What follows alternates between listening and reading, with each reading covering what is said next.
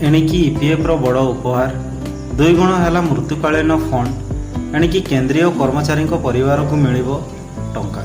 तो केते कौन टंका मिलिबो फ्रेंड्स संपूर्ण तथ्य जानि नबा।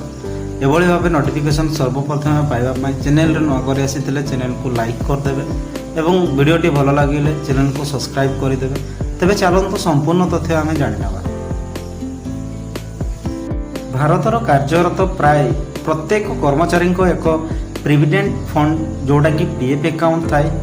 या कर्मचारी भविष्य निधि पांठी संगठन अर्थात ईपीएफ द्वारा परिचालित करा जाए। एबे ईपीएफ यार सदस्यों परिवार को एक बड़ आशीष देछि।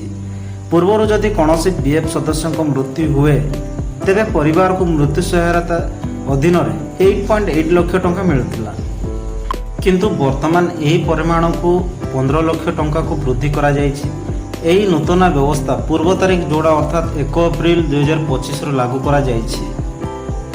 जदि कौनसी कर्मचारी को मृत्यु 1 अप्रैल किंबा ता परे हुए तेबे तांको परिवार को 8.8 लाख टंका बदल में 15 लाख टंका मिलिबो। एही निष्पत्ति को ईपीएफ रो सर्वप्रथम बोर्ड केंद्रीय ऑडिट बोर्ड द्वारा मध्य अनुमोदन करा जाइछि, जेउथरे सरकार नियुक्तिदाता एवं कर्मचारी को प्रतिनिधि माने शामिल अछंती। यही परिमाण केवल थरे वृद्धि पाइब नाही। ईपीएफ यह निष्पत्ति नहीं जे 1 अप्रैल 2026 रु यही अनुमोदन राशि प्रतिवर्ष 5% वृद्धि पाइब।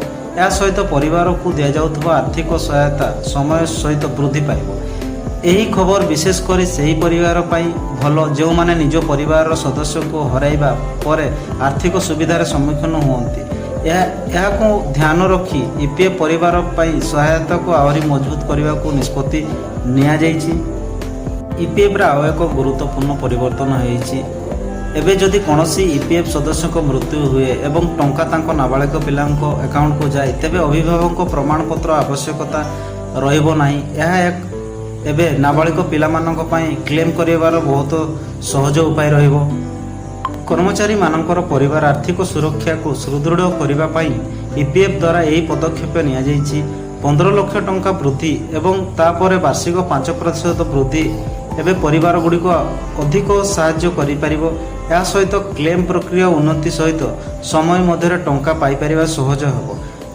तो फ्रेंड्स एभली भाबे जो आपण जानिले पीएफ रे को सब न्यू अपडेट आसी तो यही भाया इनफॉर्मेटिव वीडियो पाइबा पाई सर्वप्रथम चैनल को लाइक कर देबे एवं वीडियोटी केमिति लागले कमेंट सेक्शन रे आपण माने निहाती जणाइबे।